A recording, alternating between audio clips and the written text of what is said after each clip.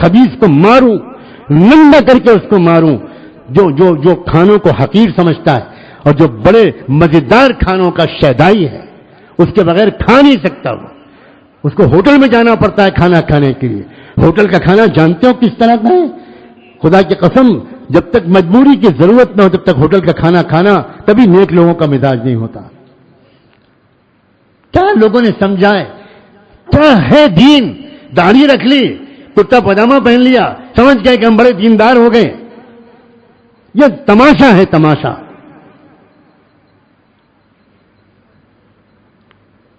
حضرت خواجہ باقی باللہ رحمت اللہ علیہ، جانتے ہو ان کے کھانے پکانے والے کی شرط کیا ہوتی تھی؟ فرمایا کرتے تھے، میں صرف اس شخص سے کھانا پکواتا ہوں جس کا دل ایک لمحے کے لیے اور جس کی زبان ایک لمحے کے لیے اللہ کی یاد سے غافل نہ ہوتی ہو، کیونکہ اس کے ہاتھ کے پکائے ہوئے کھانے سے دل میں نور اترتا ہے۔ فرمایا کرتے تھے کہ جس دن میرے پاس ایسا کوئی پکانے والا نہیں ہوتا، میں روزہ رکھتا ہوں اور شام کے وقت میں دودھ سے یہ لسی سے افطار کر لیتا ہوں، کوئی پکی ہوئی چیز نہیں کھاتا جب تک کہ ذکر میں ڈوبا ہوا انسان میرا کھانا نہ پکائے۔ یہ تو مقام ہے ہمارے بزرگوں کا، اور ہم جا رہے ہیں کافروں، مشرکوں، ناپاکوں، جنوبیوں، بدکاروں اور فاسقوں اور فاجروں کے ہاتھ کے کھانا کھا کر، اور وہ بھی فاسٹ فوڈ کھا کر اور جنک فوڈ کھا کر اور چائنیز فوڈ کھا کر، جس میں جیلیٹن ملی ہوئی ہوتی ہے، اور جیلیٹن حرام ہے، اس میں کوئی شک نہیں ہے، کوئی شک نہیں۔ کوئی چائنیز فوڈ جیلیٹن کے بغیر نہیں بنتا، کوئی جنک فوڈ جیلیٹن کے بغیر نہیں بنتا۔ ہمارے یہ نوجوان کیوں اپنے آپ پر ظلم کر رہے ہیں؟ یہ خنزیر کھا رہے ہیں، خنزیر، انہیں کچھ خبر نہیں۔ مزہ آ رہا ہے ان کو، مزہ آ رہا ہے، لا حول ولا قوت الا باللہ۔ ان کو نماز کی توفیق کیوں نہیں ملتی؟ ان کے فجر کی نماز آنکھ کیوں نہیں کھلتی؟ اللہ کہتا ہے فرشتوں سے، سلا دو اس بدماش کو، اس کو میں اپنے سامنے کھڑا ہوا نہیں دیکھنا چاہتا۔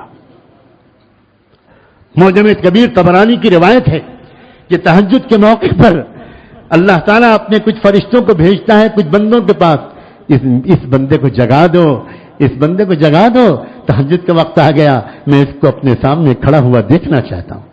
اور کچھ بندوں کے پاس فرشتوں کو بھیجتا ہے، ان کو سنا دو، میں ان کا چہرہ نہیں دیکھنا چاہتا۔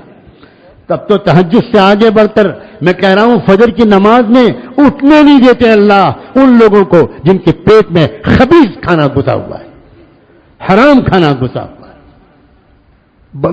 بڑی دور تک کی کیا اثرات ہیں، سمجھنے کی کوشش کرو۔ کیوں دنیا میں رواج دیا جا رہا ہے پیپسی کولا کا؟ کیوں دنیا میں رواج دیا جا رہا ہے جنک فوڈ کا؟ کیوں دنیا میں رواج دیا جا رہا ہے میکڈونلڈ کا؟ کیوں دنیا میں رواج دیا جا رہا ہے؟ احمقوں، میں آج میں اپنے لہجے کو سخت ترین بلانا چاہتا ہوں۔ او بیوقوفوں اور عقل کے دشمنوں، تم پڑھے لکھے سمجھتے ہو اپنے آپ کو؟ تم ایک نیٹ پر جا کر پیپسی کا فارمولا نہیں پڑھ سکتے؟ تم جا کر میکڈونلڈ پر ریسرچ نہیں کر سکتے؟ میکڈونلڈ میں لندن میں انسانوں کا گوشت پکڑا گیا ہے، پہلے گھوڑوں کے گوشت کی خبر آئی، گدھوں کے گوشت کی خبر آئی، انگلینڈ کے اخبارات میں فوٹو چھپا کہ وہاں مردہ انسانوں کا گوشت میکڈونلڈ میں استعمال ہو رہا ہے۔